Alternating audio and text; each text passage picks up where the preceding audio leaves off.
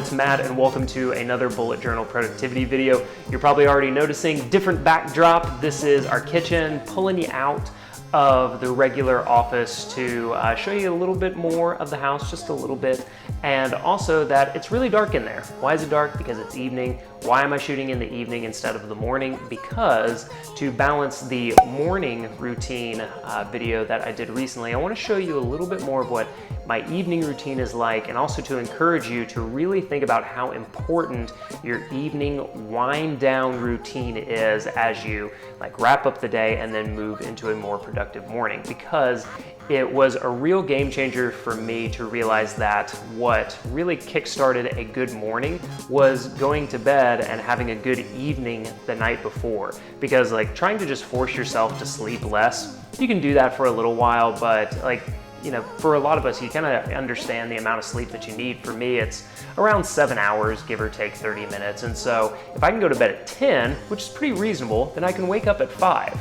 So that's what I want to be talking with you about today. I'm going to show you how I wind down with the bullet journal and little baby Bujo, that little tiny confidant that I have, and also the field notes for time tracking. So you're going to see all this on the kitchen table. Thanks so much for joining me. Make sure you give this a thumbs up and subscribe if you're here for the first time, and make sure you check out that morning routine video as well. All right, here we go. All right, so how I'll start here at the end of the day is I'll flip to the particular day and week that I'm at. So this is a Tuesday right now, and it's April 10th, so the week of April 9th through 13th. And as you can see, what I've just been doing is going through and filling up my 10 blocks right here. Let me tilt it up a little for you.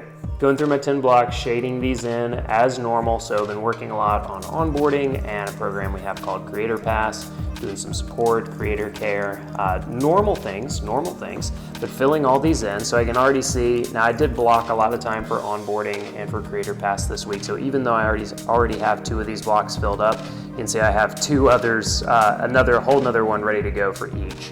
So right on track with each of those things.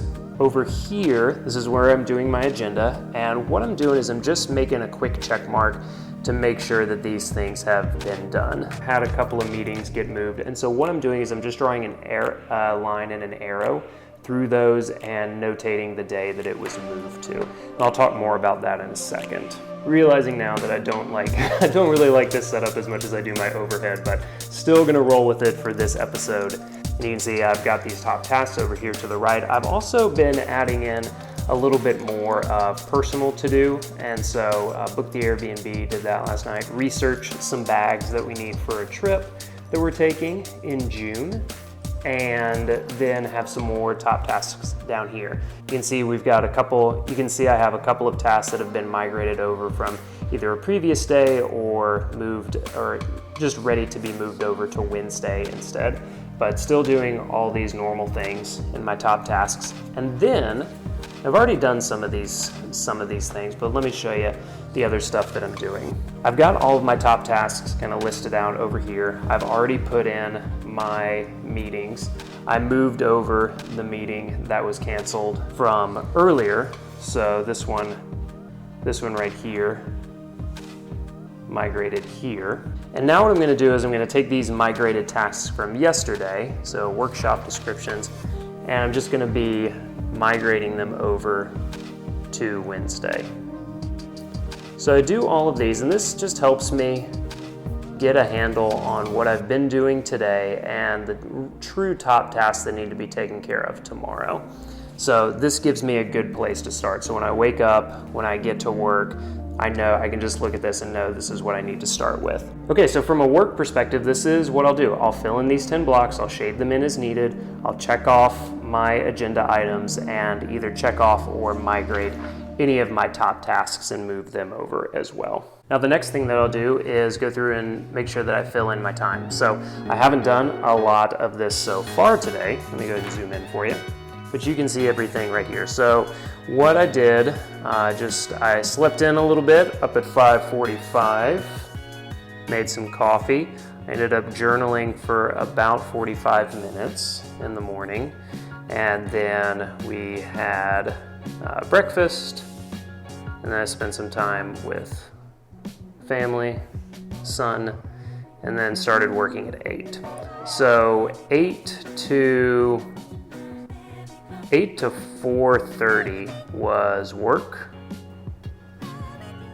And then, so what I'll do here is I'll start this at 4, and I'll still put work here from 4 to 4:30.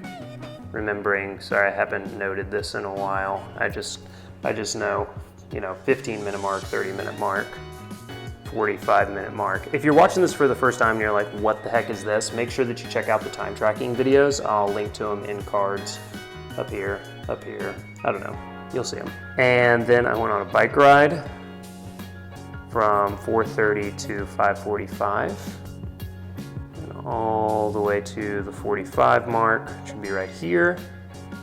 And then I did more work. You can see I'm just filling in with lines to make sure that everything syncs up. Then we had dinner, basically until 7:45. Oops. More time with my son. And then, let's see, it's 8 o'clock right now. So I've been working on this video since 7:45. Right now it's about 8:15. Let's just say I'm gonna do this. Let's just say I'm gonna do this for the rest of the hour in one way or another, going until 9. And then from 9, I'm probably gonna work on taxes. Shout out to the government. Hopefully just for 30 minutes, I'm almost done. And then probably read, and that's pretty much it, okay? So this is how I'll wind down and track my time at the end of the day. Normally, like I said, it's about 8 p.m. right now, and I'll normally do this closer to 9 o'clock when the day is like fully done. The other thing that I'll do at the end of the day, almost every single day, is I always try and journal and just create a couple of short lines, sometimes short, sometimes not so short. I try not to judge it at all. Just a little bit of how the day went. So you can see I've been doing this for pretty much every day this year, and I've really enjoyed it. Sometimes it's like just a lot.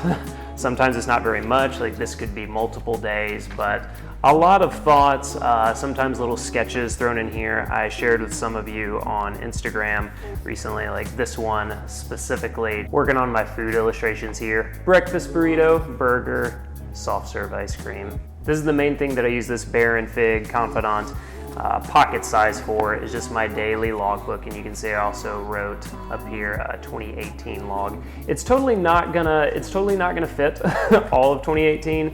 Like you can see, I'm about halfway through now, and we're definitely not halfway through the year. All right, everyone, let me know what your evening routine is in the comments below, because whether or not you're intentional about it, we all have an evening routine. So I'd love to know whether you're embarrassed about it or not. I had a terrible evening routine for a while. I'll let you know what it is in the comments, so check that out. And let me know what yours is, whether you're doing some, can't hold on to things, whether you're doing some time tracking, whether it's a kind of journal logbook, or you're breaking down your big bujo at the end of the day. Let me know. And also try and go to bed a little bit earlier, or maybe you go to bed early already, but let me know what kind of changes you might be making to your evening routine that allow you to get a head start almost on your morning routine, because to me, they absolutely work together.